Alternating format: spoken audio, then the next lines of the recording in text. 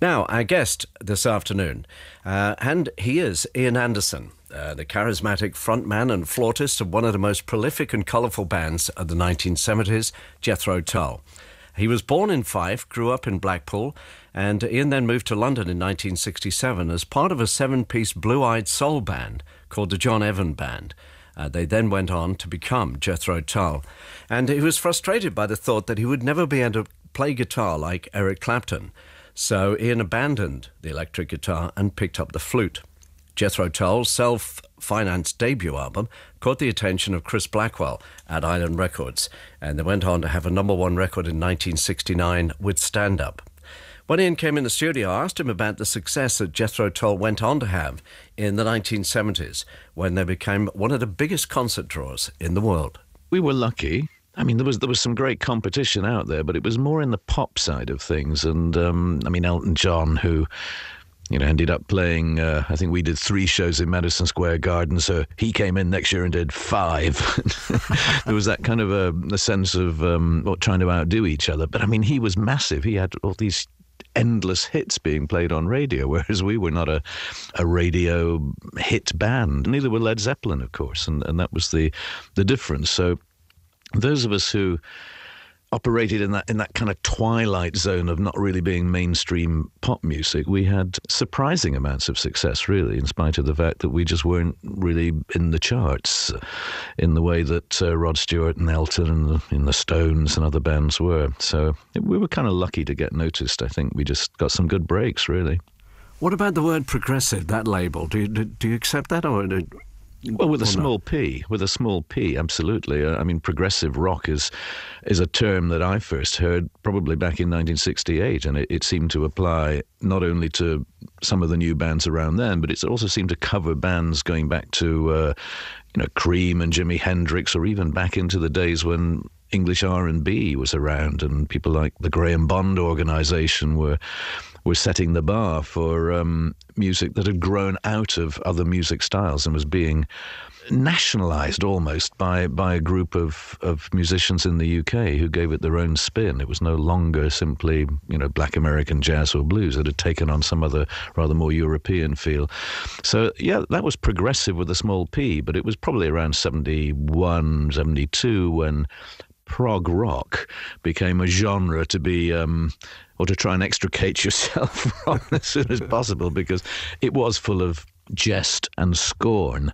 And indeed, Jethro Tull's main sort of effort in that format was really to do a spoof album, a send-up album of the prog rock genre, which was Thick as a Brick in 1972, all of 39 years ago. And we did that in an almost Spinal Tap kind of a way, obviously pre-Spinal Tap, but we were influenced, I suppose, by obviously the Monty Python guys and the legacy of Around the Horn and peculiarly British humour, which had that slightly surreal element about it. So we kind of employed that, I think, when I wrote Thick as a Brick, which was actually written quite quickly. And 2 or 3 weeks we'd rehearsed it and went into the studio to record it. But it was a fast-flowing effort of parody of a genre. We were taking the mickey out of Yes and ELP and early Genesis, and doing a bit of a spoof on the prog rock genre or the concept album genre, and it was a lot of fun. But of course, it was in its own right. It wasn't a bad bit of music, and it was taken quite seriously by people in other countries, particularly in Italy and Spain and in India and even in Russia. People were gobbling this stuff up. Right. Talking of Elton John, you went to that famous chateau in France, which you dubbed Chateau Disaster. What went wrong? The food went horribly wrong. Several of the guys got food poisoning, and there were a lot of technical problems there. And it was, some great albums had been made there, most famously Elton John, but also sitting on the recording mixer when I walked in on the first day, there was a scrap bit of paper lying there which had, scribbled notes on it, and it was the lyrics to a Cat Stevens song. He'd obviously just been doing his vocal overdubs, a day or two before, and wrapped up the album and gone home. But it was quite interesting, the idea that there was this legacy of some pretty major acts who recorded there, but we went in and just suffered breakdown after breakdown and technical problems that were just slowing us down enormously. And then when the guys got sick, we just came to a full stop and legged it back to England to start again a couple of weeks later with a whole new album and a whole fresh idea, because the idea of starting to record the same stuff again after the disasters meant that our hearts weren't in it, so we just went back to square one, started all over again. What did you think when punk rock came along? Well, I'm not quite sure when, because punk rock was a little bit like prog rock in the sense that it was a genre that was kind of invented, and it was talked up, and it became noted for its rather short term of survival. I mean, at the hands of, I suppose, Malcolm McLaren more than anybody else, who really boxed it into a corner in terms of being a genre. It just burnt out so early on, and it was so caught up with fashion or pseudo-fashion, it wasn't just about music. But punk rock in its original sense, I think that goes back to the band that we supported in Seattle in 1969, who had a great hit called Kick Out the Jams, and we're not allowed to say the final word on BBC, but it was the MC5, who were perhaps the originators of punk rock in the sense that it became. I bought the first Stranglers album, if you can call them punk rocks. They're a bunch of old hippies. I mean, some of them were even older than I was. And the first Sex Pistols album, and I rather enjoyed them. I mean, I thought they were pretty good. And things did need shaking up a bit, didn't they? They did, but I guess there were a few of us relatively old-timers in the sense that we were, from about 4 or 5 years prior to punk rock in terms of getting noticed, that we felt rather betrayed when some of these punk rock bands allegedly poured terrible scorn upon us. And it was rather hurtful because we thought they were rather good, and it was rather upsetting to hear that they really hated us with a vengeance. Although I think that was to kick out the jams, essentially, to sweep what had gone before it to one side. But in fact, as it turned out, Johnny Rotten had a real soft spot for the Aqualung album and some aspects of Jethro Tull, as indeed I think he did for Phil Collins. I mean, I've seen Phil Collins and Johnny Rotten embracing in Long Lost Love. Take 5.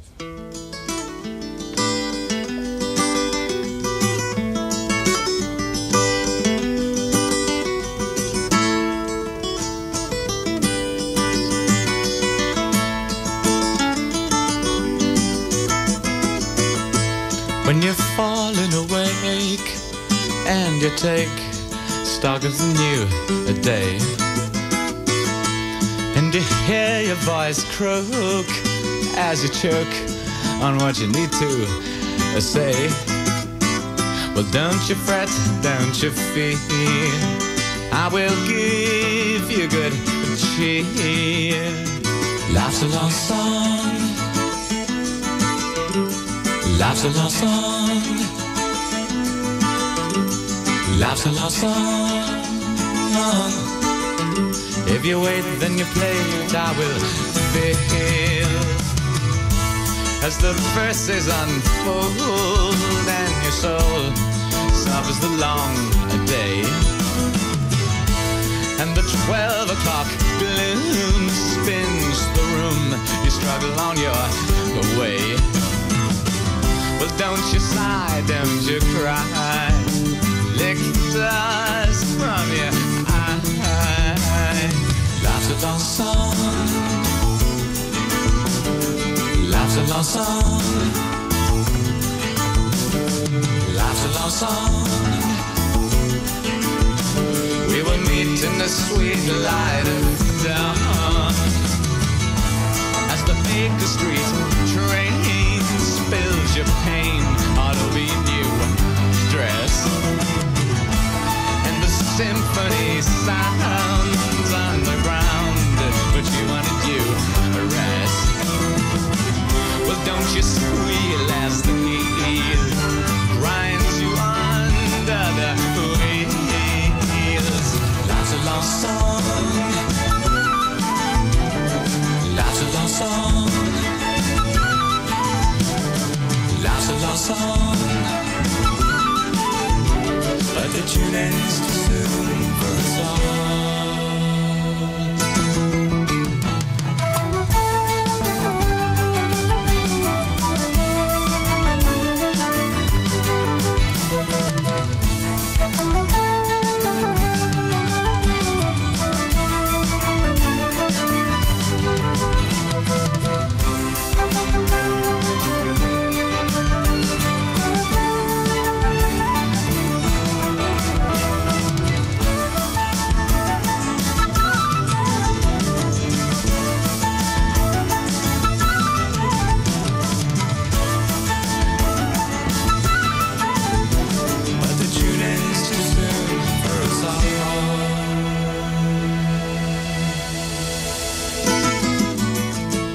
Jethro Tull and Life is a Long Song, and on the line is Ian Anderson.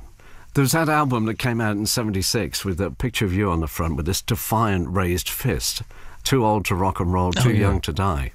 Yeah, it was a bit of fun, really, just looking at the people who kind of throw back to a previous era, and they don't want to shed the blue comfort blanket of the culture that they grew up in, the clothes they wore, the music they listened to, the movies they saw, etc. They kind of get stuck there and locked into it, and that's rather endearing. It's rather British, isn't it, to be, just kind of staying with that little moment when you felt you'd come of age and you had your identity, you knew who you were, and you don't want to leave it behind when you get older. You hang on to it. At least many people do. And so this was a series of songs really based around such a character. But of course, immediately people thought it was all autobiographical, and it wasn't. And just away from music, what about growing chilies? Is that still a bit of a passion, or? It was a bit of a passion yesterday afternoon when I was planting my chili seeds far too late. I don't really have green fingers, but somehow some odd, quirky, exotic things seem to work for me. But it may have to do with the fact that I usually go to, do my little bit of flute practice every day in the close vicinity of my seedlings and young chilies. And so I've often wondered if there is some strange power of music that does have its impact. Yeah, Ian Anderson plays his flute to his chilies. Oh, you've done it now. How unbelievably hippie and absolutely awful. That's worse than cousin John Anderson in his teepee. Well, I think it beats talking to them, They probably enjoy the music a lot more. I think when it gets to the point of talking to them, then you probably do need an early bed and a glass of Horlicks, but playing music to them might be a little more forgivable. Well, listen, thanks for your time, Ian, and enjoy the world tour. Yeah, well, we're coming to UK in September, which is essentially more of the acoustic stuff in some nice little theatres, some of which I haven't played before. So it's Ian Anderson playing more of the acoustic side of Jethro Tull, and that's our September outing, really, doing quite a few shows. So we're looking forward to that one. How are you looking these days, by the way? Have you still got the wild hair, or...? Yes, I have it. It's safely in a drawer down at the bottom of the dresser. It's no, I don't have any hair. I haven't had hair for a long time. I kind of miss my hair. I have dreams about having long hair. Probably once a week, I have dreams where I have this mane of fabulous hair that Robert Plant would die for. Anyway, good to talk to you, Ian. And to you too. All the best to you. Yeah, same to you. Take care, and we'll speak again.